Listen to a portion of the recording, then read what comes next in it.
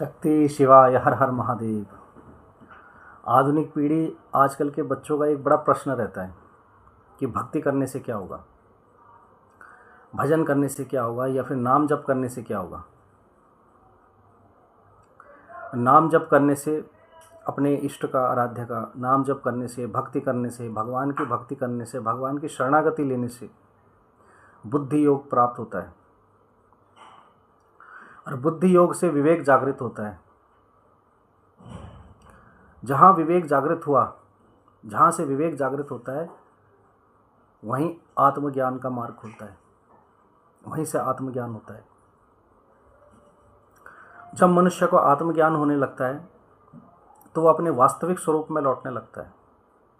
अपने जीवात्मा के भ्रम से हट करके, ये स्थूल और सूक्ष्म की परत हटा करके, ये जो हमारी परत चढ़ी हुई है स्थूल शरीर की और सूक्ष्म शरीर की, इसको हटा करके वो शुद्ध चेतना में आ पाता है, चेतना को जान पाता है। जो प्राण, जो चेतना है, जो आत्मा उस परमात्मा का अंश है, उसमें एकाकार हो सकता है, उसमें एकाकार हो पाता है, अपने वास्तविक स्वरूप को जान पाता है, अपने इष्ट भगवान में लीन हो पाता है। वो समझ पाता है कि ये संसार जो है त्रिगुणात्मक माया, ये पुरुष और प्रकृति ने जो रचा है, मायां प्रकृतिम विद्यात माइनम महेश्वरम च सर्वम इदम जगतस्य अव्यभूते व्याप्तम। ये माया जो प्रकृति है, ये उस महेश्वर की माया, वो महेश्वर की रूप संभूतियों से ही ये सब जगत व्याप्त है। और इस माया के अधीश्वर कौन है? वो महेश्वर, भगवान शिव। जिस माया में हम उलझे हुए हैं, काम क्रोध मद लोभ ईर्षा द्वेष प्रतिस्पर्धा, जब ज्ञान होता है, आत्मज्ञान होता है, अपने प्रभु से, प्रभु के निकट आने पर, भक्ति में लीन होने पर, तो उससे मनुष्य के अंदर मानवीय गुण, उत्कृष्ट मानवीय गुण उत्पन्न होते हैं, उनकी जागृति होती है। वह गुणवान, शीलवान, चरित्रवान, सदाचारी बनता है, पुरुषार्थ को धारण करता है। जब मनुष्य पुरुषार्थ को धारण करता है तो फिर उसमें ईर्षा द्वेष प्रतिस्पर्धा, ये सब धीरे धीरे खत्म होने लगती है। वो अपने वास्तविक स्वरूप में आकर के ब्रह्मबोध की तरफ जाने लगता है। वो अपने वास्तविक स्वरूप को समझ जाता है, जिससे उसके जितने भी दुर्व्यसन हैं या जितनी भी कामनाएं, कामना के वशीभूत होकर अब इंद्रियों की कामना में वो उलझे हुए हैं इस माया जगत में, उससे ऊपर उठने लगता है।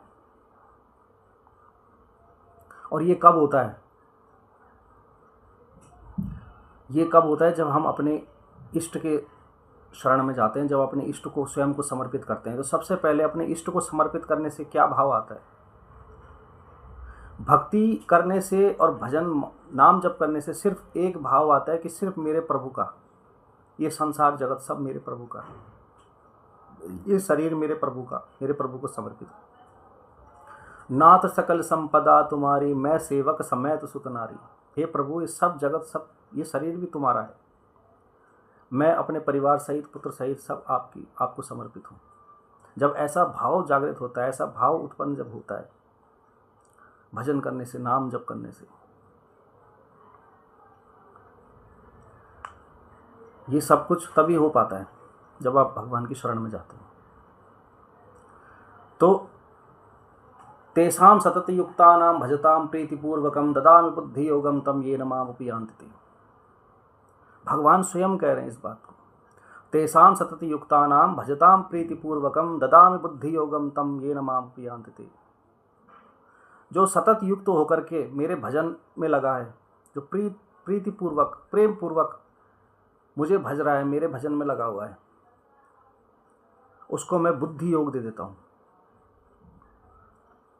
अब बोलेंगे बुद्धि तो सबके पास है, लेकिन केवल बुद्धि होना और बुद्धि योग होने में अंतर है। बुद्धि तो आजकल उनके पास भी है जो सोशल मीडिया पे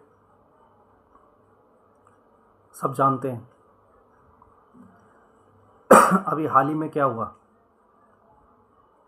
जो माता पिताओं के प्रति भी अभद्र टिप्पणी कर देते हैं, वो भी पढ़े लिखे हैं। वो बुद्धि होना और एक शरणागत भक्त की बुद्धि होना में अंतर है। वो बुद्धि है और ये बुद्धि योग है। भगवान स्वयं कह रहे हैं कि मैं उसको बुद्धि योग दे देता हूं, जिससे उसको मेरी प्राप्ति हो जाती है।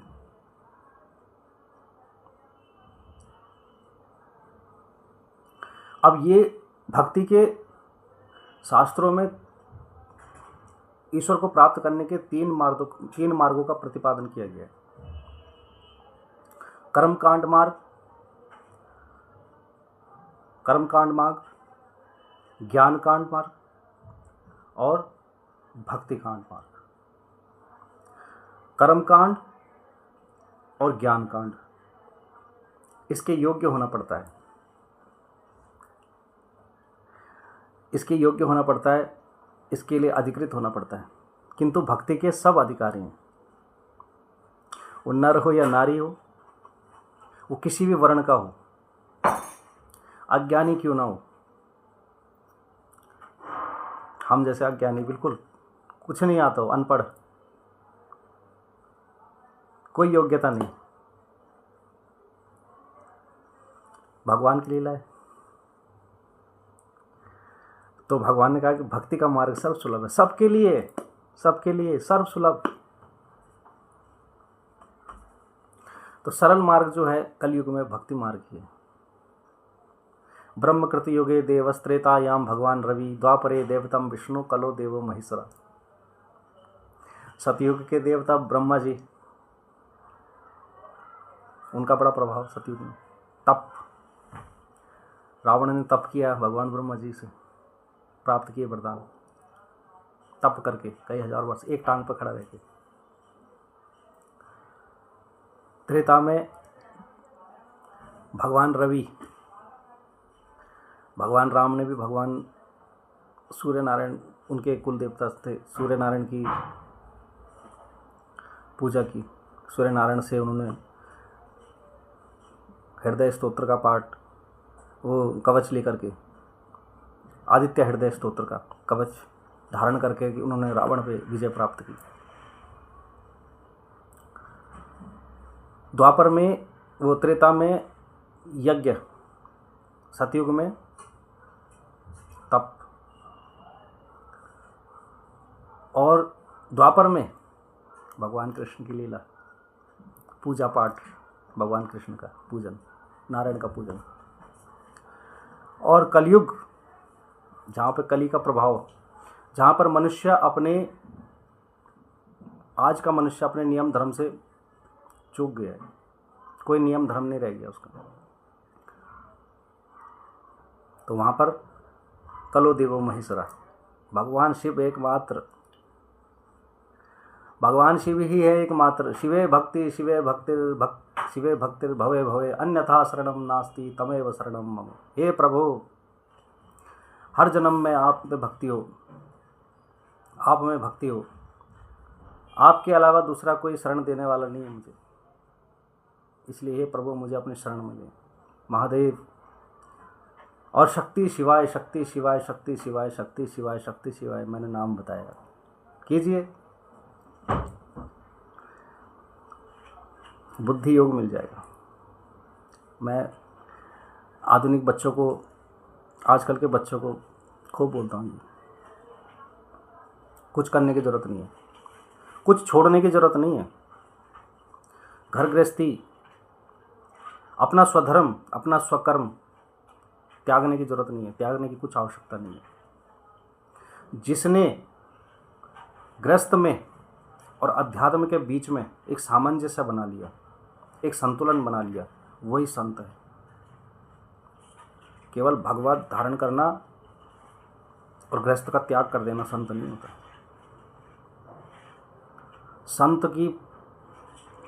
संत का मतलब है सरल, सुहृद, संतुलन, सत्य का पालन, जिसका भेष, उद्देश्य और उपदेश समान हो, वही संत है।